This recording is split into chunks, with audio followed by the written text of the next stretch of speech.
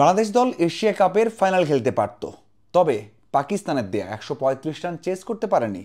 বাজেভাবে হেরেছে, জঘন্য ছিল ব্যাটিং অ্যাপ্রোচ। এরপর আফগানদের 3-0-তে সিরিজ হারিয়েছে। তবে দুই ম্যাচে ব্যাটিং অ্যাপ্রোচ ছিল একেবারে নেতিবাচক বা বাজে। যে ম্যাচ দুটা অনেক সহজে জেতা যেত, সেখানেও কিন্তু বাংলাদেশ দল অনেক কষ্ট করেছে এবং এমনভাবে উইকেট হারিয়েছে সেটা কোনোভাবেই গ্রহণযোগ্য না। এরপর উইন্ডিজের এগেনস্টে ঘরের মাঠে 3-0-তে সিরিজ হার। এখানে যাকে হৃদয়দের ব্যাটিং অ্যাপ্রোচ তো একেবারেই জঘন্য ছিল এবং শামীম লিটন তাদের মধ্যে অনেক তর্কাতর্কি কথা, অনেক নাটকও হয়েছে। এরপর যেটা হয়েছে আমরা দেখেছি যে ব্যাটিং কোচকে নিয়ে অনেক কথা হয়েছে। কোচ মোহাম্মদ সালাউদ্দিন নিজে বোর্ডে গিয়ে পদত্যাগপত্র জমা দিয়েছেন এবং নিজে বলেছেন বিভিন্ন জায়গাতে তিনি আর দলের সাথে থাকতে চান না।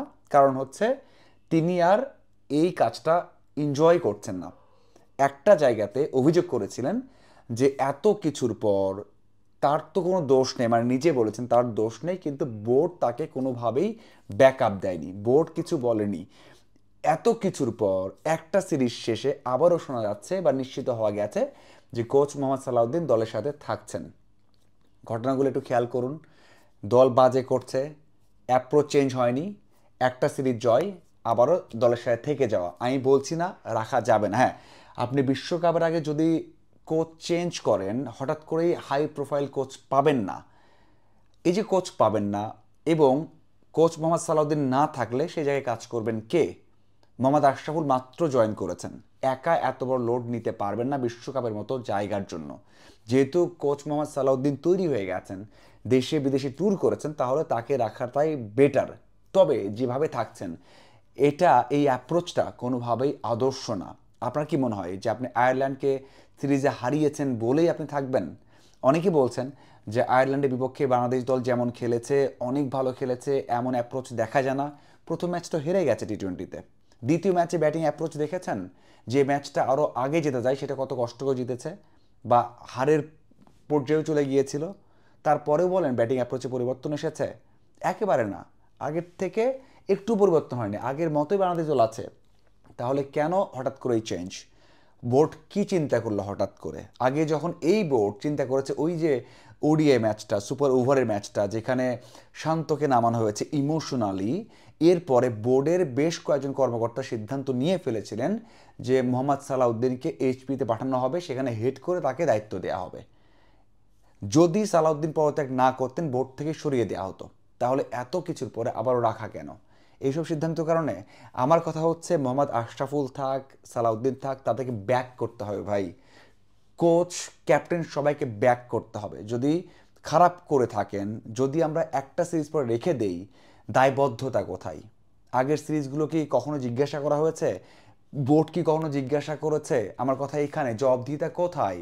কোচ মোহাম্মদ সালাউদ্দিন পদত্যাগ করলেন, তার নামে এত কথা হলো, বোর্ড সহযোগিতা করে না, বোর্ডের পরিচালকরা তাকে নিয়ে কথা বলে, তাকে সরিয়ে দিবে সেই কথা সবার সামনে চলে আসে, হঠাৎ করে তাকে আবারও রাখা হচ্ছে। কিন্তু রাখা যদি হয়েই থাকে, আগের ম্যাচগুলো যে খারাপ করেছে বাংলাদেশ, ব্যাটিং অ্যাপ্রোচে পরিবর্তন হচ্ছে না, দায়বদ্ধতা কোথায়?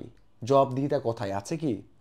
আমার কথা হচ্ছে থাক, সবাই থাক। দেখুন, ভারত, পাকিস্তান, অস্ট্রেলিয়া, পাকিস্তানে মনে হয় এমনটা হয় না, হতে পারে, কিন্তু ভারতে হয়, অস্ট্রেলিয়া, ইংল্যান্ড সব জায়গাতে হয়। একটা ম্যাচে ব্যাটিং অ্যাপ্রোচ খারাপ হলে, কোনো জায়গায় একটু সন্দেহ মনে হলো যে কেন এমনটা হলো, সন্দেহ মানে মানে অন্য কিছু নয়, মানে ব্যাটিং অ্যাপ্রোচ এমন হলো কেন, ক্যাচ কেন মিস করলো, এই বিষয়গুলো কিন্তু ইমেল করতে হয়। প্রত্যেকটা দলের তারকাদের, প্রত্যেকটা দলের কোচিং স্টাফদের ইমেল করতে হয় বোর্ডের কাছে, বা বোর্ডের যে দায়িত্বে আছেন, যে এই কারণে এই মিস্টেকটা হয়েছে, এই কারণে অ্যাপ্রোচটা এমন হয়েছে।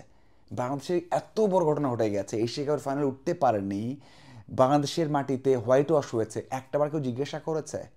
বোর্ড সভাপতি কোনো মিটিং, কোনো কিছু জিজ্ঞাসা করেছে কেন এমনটা হলো? আবার তাকেই রাখা হচ্ছে, কেন রাখা হলো তার কোনো জিজ্ঞাসা আছে? কোনো ব্যাখ্যা আছে বোর্ডের কাছে? আমার মনে হয় না। আমার কথা হচ্ছে বোর্ড রাখতে পারে, রাখতে বাধ্য, এখন রাখতে বাধ্য। হ্যাঁ, রাখা ভালো আছে, ঠিক আছে, কিন্তু কেন? এবং আগের বিষয়গুলোকে, এই যে একটা সিরিজ ভালো হয়েছে, যেটা ভালো হওয়ার কথা ছিল, আরও ভালো হওয়ার কথা ছিল, ভালো হয়েছে, রাখা হচ্ছে, তার মানে কাজগুলো ভুলে গেলাম, অ্যাপ্রোচ চেঞ্জ হয়নি। তাহলে সেই প্রশ্নটা কোথা থেকে আসবে? সেই জবাব দিতে কোথা থেকে আসবে? আমি আগেও বলেছি এই কোচিং স্টাফ থাক, আশরাফুল থাক, সিমন্স থাক, হোয়াট এভার, হুএভার, বাট এই জবাবদিহিতা বাংলাদেশ ক্রিকেট বোর্ডে নেই। এখনই রাখছি, এক সিরিজে খারাপ হবে আবারও বাদ দিব আমরা, অথবা আবার কথা বলবো। আমার মনে হয় কোচ মোহাম্মদ সালাউদ্দিন এখন পর্যন্ত কোনো ইম্প্যাক্ট রাখতে পারেননি, এতদিনে কোনো ইম্প্যাক্ট রাখতে পারেনি যেটা রাখা উচিত ছিল। যে জায়গাতে সমস্যা ছিল সেই জায়গাতে সমস্যা থেকে গেছে, আরও বেড়েছে। ইমোশনাল জাতি, ইমোশনের কারণে বেড়েছে। এই যে আবারও ইমোশনালি আমরা এসেছি, ইমোশনালি নিয়ে আসা হয়েছে বা তাকে রাখা হচ্ছে বা থাকছেন, এর ইম্প্যাক্টও পড়তে পারে। হ্যাঁ, আমি চাই ইম্প্যাক্ট না পড়ুক এবং তিনি নিজের ভুল বুঝতে পারুক, ক্রিকেট বোর্ডও ভুল বুঝতে পারুক এবং ক্রিকেটাররা শিখুক। এবং ওই জবাবদিহিতার জায়গাটা যতদিন পর্যন্ত নিশ্চিত না হবে কেউ ভালো কাজ করবে না। আমরা একটু প্রেশার আসলে পর থেকে নাটক করব, একটু প্রেশার আসলে আমি কাজ করবো নাটক বলবো, একটু প্রেশার আসলে কোনো একটা বাহানা দিয়ে আমরা নিজেকে সেখানে স্ট্যাবলিশ করব।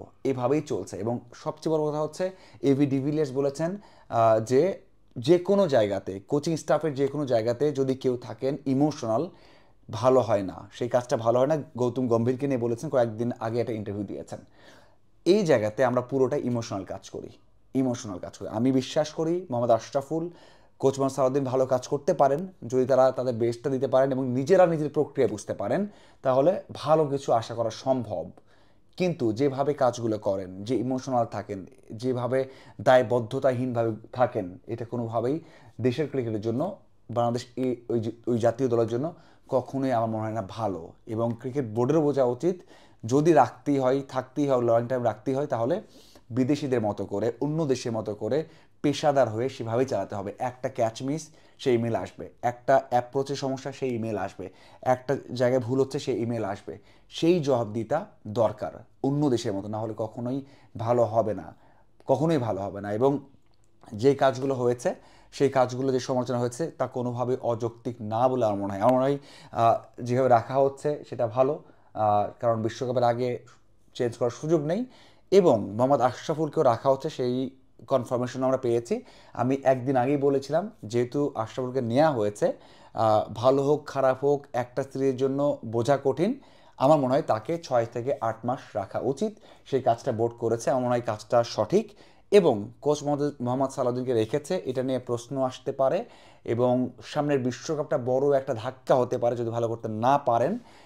সেই ঝুঁকিটা নিয়েই বোর্ড সিদ্ধান্ত নিয়েছে বলে আমার মনে হয়। এবং মাথায় রাখতে হবে যে বোর্ড যখন কনভিন্স হবে, দেখুন আপনি একটা কর্মীর প্রতি কখন কনভিন্স হন, আপনি একটা কর্মীর প্রতি বা কর্মীকে নিয়ে 6 মাস কখন সুযোগ দেন, 6 মাস কখন আপনি লালন পালন করেন, তখনই যে আপনি জানেন 6 মাস পর সেই কর্মী আপনাকে কী দেবে, কী দিবে আপনি জানেন।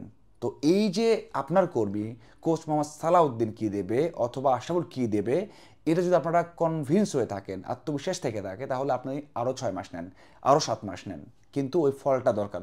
যদি না আসে, তাহলে আপনার দায়বদ্ধতা পুরো দেশের কাছে, আপনাকে উত্তর দিতেই হবে, সমালোচনার মুখে পড়তেই হবে। হ্যাঁ, আমি বলছি এই কথাটা বোর্ড কর্মকর্তাদের, বোর্ডকে। এখন দেখার অপেক্ষা যে সিদ্ধান্ত বোর্ড নিয়েছে সেটা কেমন হয় এবং কোচ মোহাম্মদ সালাউদ্দিন কেমন করে, সেটা এখন দেখার অপেক্ষা। আপনাদের কেমন মনে হয় এই সিদ্ধান্তটা জানাবেন। ধন্যবাদ সবাইকে।